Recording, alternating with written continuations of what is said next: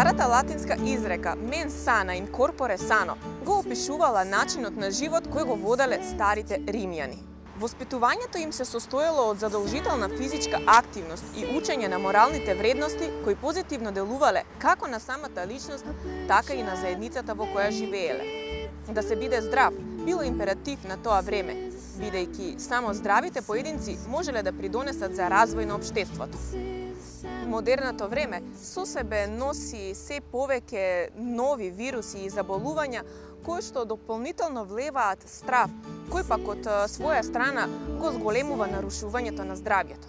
Познати ви се приказни на голем број луѓе кои излегле како победници во борбата со некои од најтешките заболувања. Сите тие во своите исповеди зборуваат како физичката активност, здравата исхрана и позитивното мислење целосно им го промениле начинот на живот.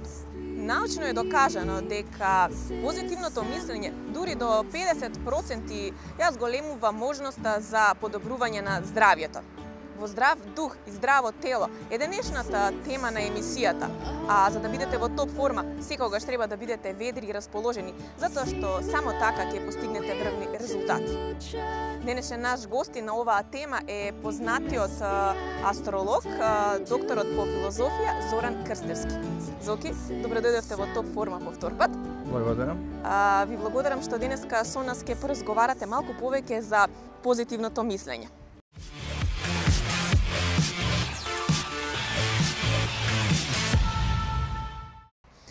Колку ова позитивно мислење во последно време е актуелно како тема помеѓу луѓето, може да помогне на вистина во подобрување на здравствената состојба?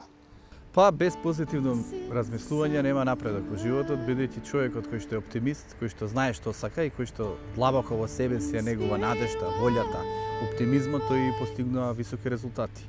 Инаку во денешно време, навистина, луѓето се свртеа кон таквата литература, онаа популарна психологија, која што им помага да на некој начин ја иницираат таа своја волја кон позитивните нешта. Бидејќи гледана од надворешен аспект, општествен аспект, тука нема многу излез и човекот мора да се сврти кон себе си. Значи да допре до својата мудрост, до своето знаење, до она што го носи како потенцијал. Одејќи кон себе си, тој веројатно ќе оди кон подобра перспектива во односите со другите личности. Така, и за да бидеме здрави, да бидеме во топ форма, секогаш треба позитивно да размислуваме, да бидеме ведри и расположени и што е најбитно, никогаш да не ја губиме надежта дека успехот е пред нас. На кој начин тоа да го постигнеме? Па секој човекот треба да ги утврди приоритетите, да биде задоволен со тоа што го има, но да се стреми и кон нештата кои што му недостасуваат. Но, ако ние сме незадоволни со себе си и постојано сме разјадени од песимизмот, од отпорот, од депресијата, со тоа што ете каде живееме, колку ни е тешко во животот, немаме излез, немаме варијанта. И затоа е многу битно, значи позитивен пристап. Духот на човекот мора да оди напред кон себе си, од себе си доди кон другите. Тоа е мојата животна концепција, значи индивидуализам. Кој сум, што сум, со што се карактеризирам и што барам од животот. Барањето од животот секојаш треба да иде на позитивен начин. Ако ние негативно размислуваме, ако негативно зборуваме, ако негативни дела правиме, ние не можеме да имаме позитивни нешта. Затоа се произлегува од позитивната мисла, таа да биде поврзана со позитивниот збор, нели позитивниот збор железни врати отвара, потоа позитивното дело. Во тој случај космосот и Бог и таа универзална димензија ќе ни помогне да си го хармонизираме својот живот. Значи поставуваме цели пред нас и се стремиме позитивно да ги постигнеме тие цели и успехот со позитивна мисла е загарантиран дека ќе биде. Па нели докажано е дека човекот кој што позитивно размислува, кој што го негува тој оптимизам, победува и најтешки болести. Оној кој што се предал во животот, кој што смета дека ништо не заслужува, тој и пропаѓа. И работата, и односите во љубовта, и се што не обкружува, треба да е водено со таа позитивна мисла. Точно дека има многу непријатности во животот, многу искушенија, многу болки, многу страдања, зашто животот не е само исполнет со задоволство, напротив и со многу болки. Но што е суштината во денешно време? Да итаме кон раскошот, кон врвните, да речеме, задоволства, потоа да ни дојдат големите страдања, или првично да ги неутрализираме потенцијалите за болки и страдања. Според мене, човекот е среќен тогаш кога успешно се справува со непријатностите на животот. Што е тука? Алчноста, егоизмот, гневот, љубомората, заслепеноста, тенденцијата да го истакнеме своето его. Наспроти тоа, ние треба да негуваме ведрината, радоста, љубовта, позитивната енергија, чувството дека овој живот може да биде и прекрасен. Затоа човекот зависи, он го прави изборот. Дали ќе тргне кон тоа ништожното, поврзано со црнилата на животот или кон позитивитетот, светлината, сончевината, значи она што можеби и му е дадено и самиот да допре да го реализира, бидејќи се не е судбина, не е произлезено од надвор. Многу нешто и самиот човек си ги предизвикува, бидејќи на крајот на краиштата човекот е ковачот на соседната несреќа. Не е секојаш човекот ковач на соседната среќа.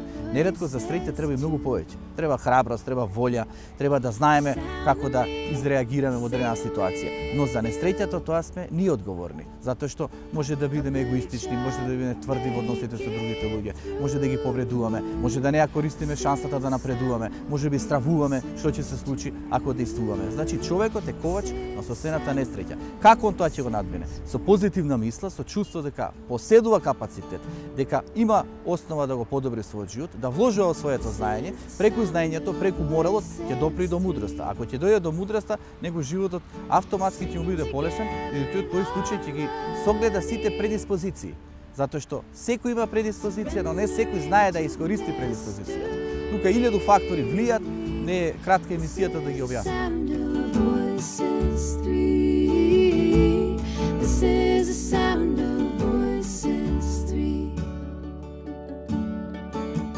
Така, кога станува збор за спортот, спортските активности и сите активности во животот, големо влијание има и самодовербата која што човекот ја има во себе. Како можеме и на кој начин да ја зголемиме самодовербата за да ете таа позитивно ни врати на успесите кон кои се стремиме? Да, талентот е битен, тој дава основа, но тој не е доволен. Многу е потребно да работиме, да бидеме упорни, да бидеме настојчиви, да имаме самодоверба. Всушност и во проучиштето во Делфи пишува спозна се самиот себе си, верува во себе си и тај кон она за кој што си предодреден. Значи секој човек треба да свати зашто е предодреден, која е неговата мисија во животот и кон тоа да се стреми. Но без самодовера, без волја, без потикнување длабоко у себе си не може ништо да постигне. Бидејќи луѓето кои што се слаби длабоко у себе си се на метата на другите луѓе, кои што пак ги манипулираат, ги експлоатираат.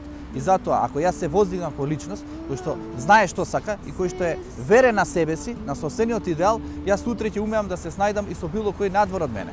А ако јас сум слаб во себе си, малодушен, тогаш ќе налетам на личности кои што ќе ја злоупотребат и искористат мојата слабост. И затоа најголемото решение кое што треба и младите, треба и спортистите да го бараат, да си го јакнат својот дух, бидејќи нели во здравиот дух произлегува здравото тело. Човекот кој што душевно, внатрешно е силен, кој што верува, кој што има оптимизам, кој што е воден од позитивната мисла, неговото тело автоматски ќе биде хармонизирано. Човекот кој што можеби потенцијално има здраво тело, со лошата мисла, со негативитетот, со песимизмот, со отпорот кон нештата, тој нужно ќе си создаде и проблеми на телесен план. Покрај самодовербата и зајакнување на здравиот дух, за еден човек е многу битно и многу важно да биде храбар и истраен кон желбите и целите кои ги има поставен. Така е. Храброста е многу битен фактор, многу луѓе се малодушни и едноставно исчекуваат нешто од надвор да им се случи. Значи храброста е димензија на живење и некој човек обидувајќи се значи да дојде до некоја цел, ја воспоставува храброста, иницијативноста, волјата, желбата да оди напред. И затоа храброста е секогаш еднаква со среќата. Не може да се постигне среќа без храброст, а храброста е да знам да чукнам, да знам да посакам, да знам да побарам, затоа што и најдалечниот пат почнува со првиот чекор. Така и секој човек кој што едноставно верува во она што сака да го постигне, треба да се стреми да го постигне на основа на храброста, затоа што денеска некои нешта може да се подобрат. Зашто мора да чекаме утре?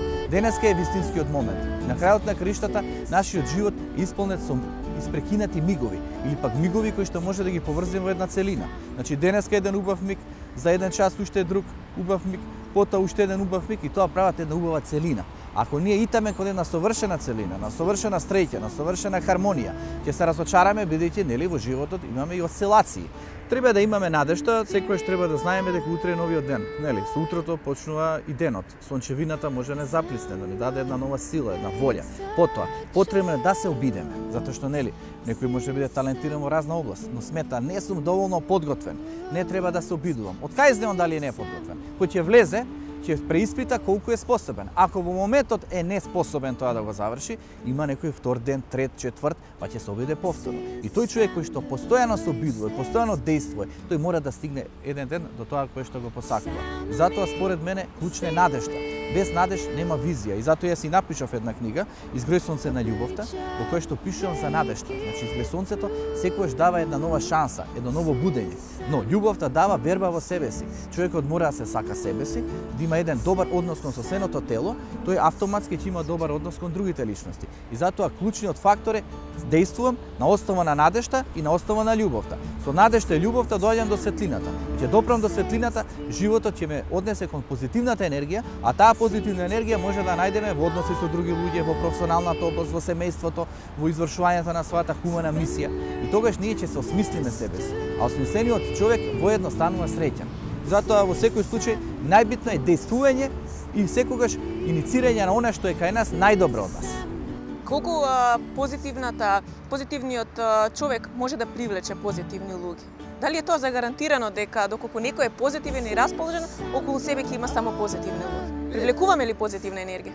Во суштина, тука има една тема енергетски вампиризам, кој што асоцира првично.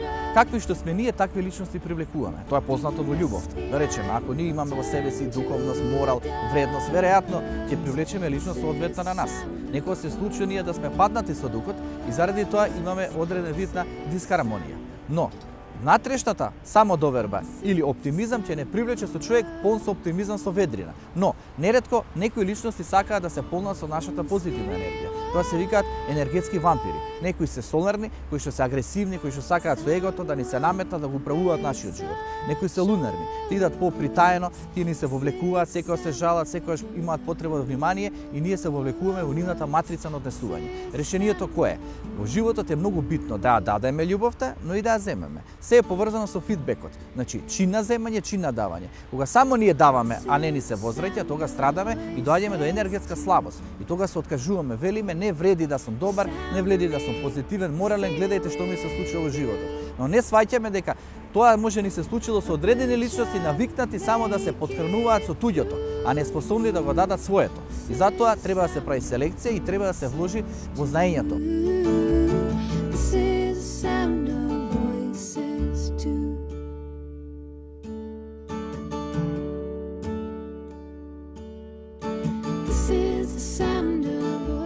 Сите овие работи кои што ги напоменавме до сега многу влијаат на здравјето и на здравствената состојба, која што е непроценливо значење. Така е. Здравјето е основата во животот. Човекот кој што е болен, тој има единствена желба да оздрави. Така е. Значи во животот мора да знаеме какви да се тешкотиите, какви да се блокадите, од нас зависи дали ќе тргнеме кон позитивитетот, кон оптимизмот или кон песимизмот. Шансата е кај нас. Едноставно треба да избереме светлината, треба да избереме надежта, да отидеме кон тоа изгреј сонце, бидејќи само на тој начин може да го подобриме својот живот. Со паѓање на енергијата, со губење на тој имунитет на духовна основа, едноставно ние не можеме да одиме напред во животот. А знаете, во животот се случува за миг. Како што несреќата може да дојде неочекувано, така и среќата може да се крие за некоја порта. Човекот само треба да тргне, да отвори својата димензија. Не се знае каде што ќе налета. Некој на љубов, некој на убава работа, некој на позитивни односи со другите, некој на финансиска реализација, некој на одење во странство. Но зашто он тоа го постигнал? Зашто го направил првиот чекор? Од нас е да го направиме првиот чекор. Тој мора да биде поврзан со читање книги, со контакти во природа, со следење убави емисии кои што му го благородуваат духот, со еден вид на отвореност за луѓето кои што се благородни и на тој начин ние добиваме шансата да промениме нешто во животот. А со промената во животот се ќе биде подобро. Така, значи со промена на начинот на живот и позитивно мислење до подобри резултати.